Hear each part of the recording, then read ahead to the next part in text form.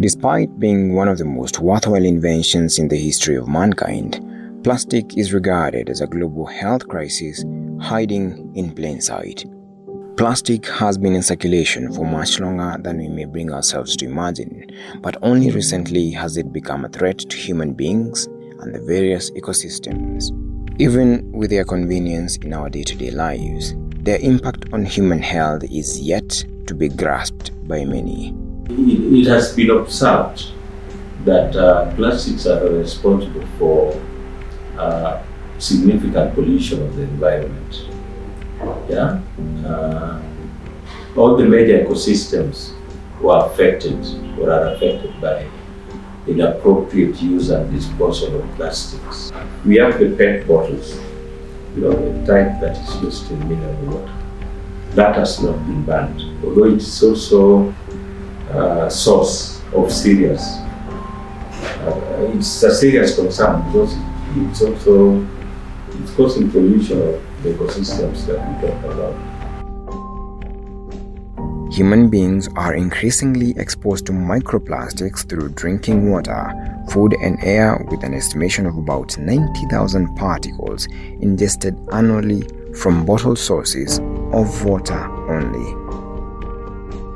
Microplastics are smaller particles of plastics that break down from macroplastics, and due to their invisible nature, they easily find a way into human body either through inhalation, consumption of seafood, or through use of products such as toothpaste, lipstick, and even shampoo.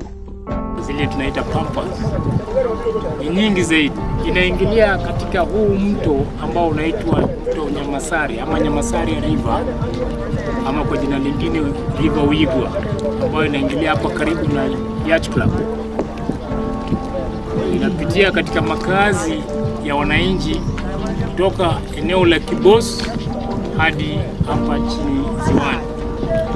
Unakuta kwamba kama watu wa Kibos ama wenye kampuni ya kutengeneza sukari, mmoja wapo ya wale ambao wanashiriki katika uchafuzi wa hii ziwa, sababu wana discharge the waste into that river and the river brings it right into the lake. Na vile vile watu ambao wanaishi kando ya hiyo mto wana discharge sewage, raw sewage ndani ya maji na inaishia katika ziwa. Once plastic waste is released into the environment from either human activity or industries, a certain percentage is retained on land, while the rest flows into rivers carried by wind or rainwater and ultimately deposited into large water bodies, where again it is either broken down over time by water currents into smaller pieces that are ingested by marine species, finding their way into the food chain, or trap and suffocate aquatic life, endangering their very existence.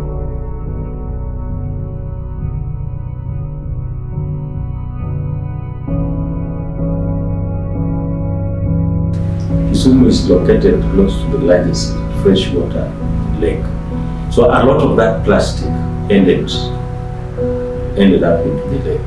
And once it gets into the lake, it cannot be retrieved. Once in the lake, the plastics, sometimes get eaten by fish, or some fish get entangled in the plastic and they die.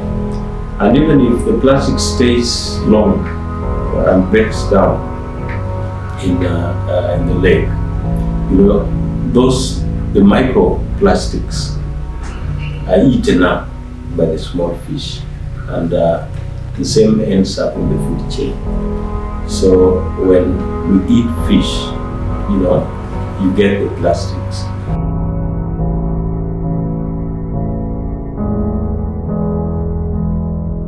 Samaki ambao wanapatikana katika hii maji, itafika nyakati ambazo haitakuwa nzuri kwa matumizi ya binadamu.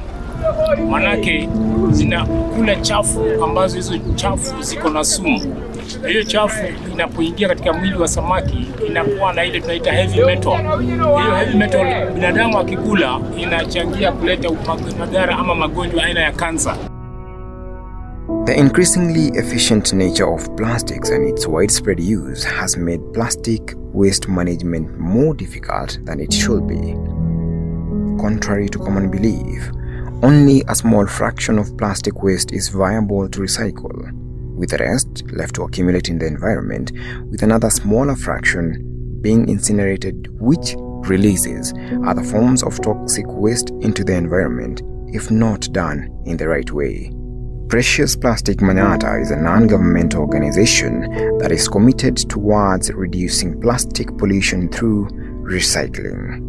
The main reason why we started this program is to help reduce plastic waste pollution that was too much in the slums, because we've been conducting cleanups along the rivers, in the game parks like Impala Park. We've been doing cleanups there just to help reduce the amount of plastic pollution.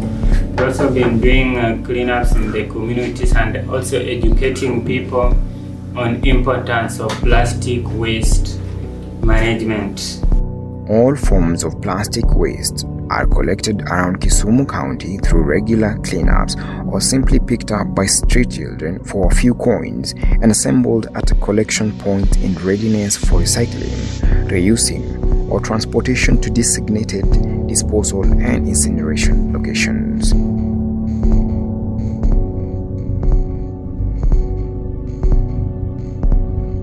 The plastic scrap collections points are important to plastic recycling companies that buy them from the scrap basis either in specific colors or in an assortment of colors, which they later wash, sun-dry, and sort according to color and type, after which the plastics are cut into smaller sizes to be able to fit into the shredding machine, which further cuts the plastic into small pellet-sized pieces. These pellets could be sold to recycling companies lacking resources to shred plastics, or could proceed to the next stage, which is melting in an extruder or injection machine. The plastics are shredded in specific colors or as a mixture of colors depending on the product color the person wants to achieve in the final process.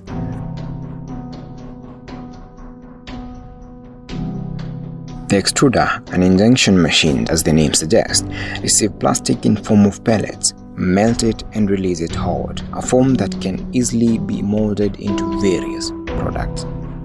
The molding process is where molten plastic is made into various forms using different molders depending on what one wants at the end product.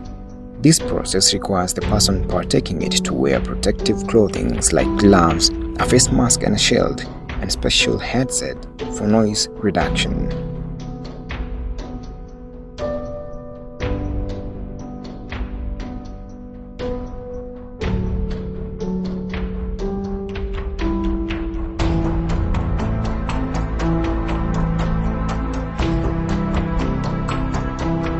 Some of the products we make include fruit bowl. In this you can put your tomatoes, onions, and every kind of fruit you have around. So do flower vases. This is a flower vase. You can put a natural flower or artificial, just for your home deco. We also do drawer or doorknobs. Yeah. We do earrings. These are earrings for ladies, and even gentlemen can do earrings.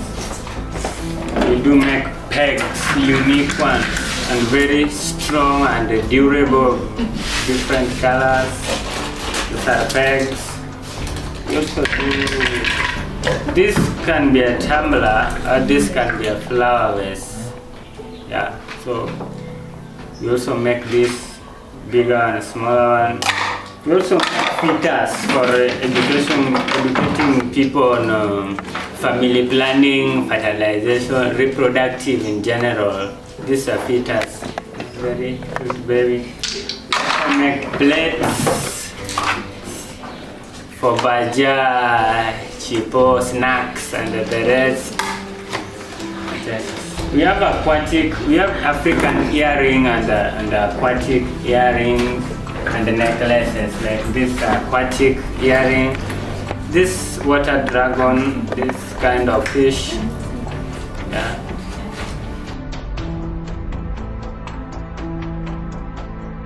Only a small percentage of plastic is viable to recycling. That is the high-density plastics like the high-density polyethylene and polypropylene, thus leaving us with almost 6 other plastic types, of which are single-use plastics that can neither be reused nor recycled. This means that we still need to do more if we are to put an end to this menace. NEMA, or the National Environment Management Authority, is a parastatal under the Ministry of Environment and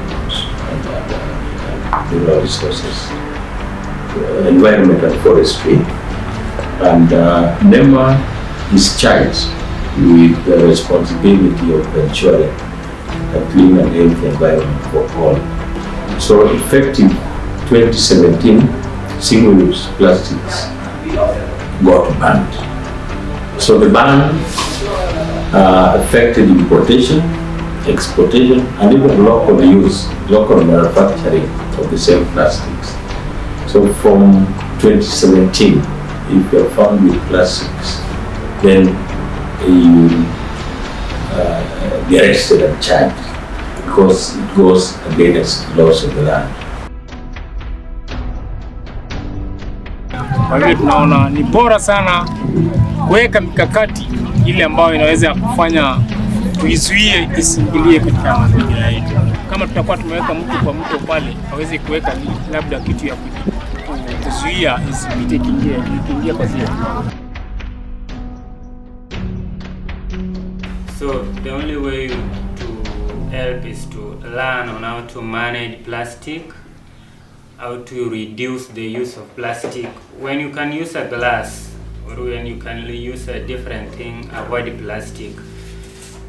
And if there is a plastic you can reuse, like salad jerry cans, you reuse it, you don't throw it away.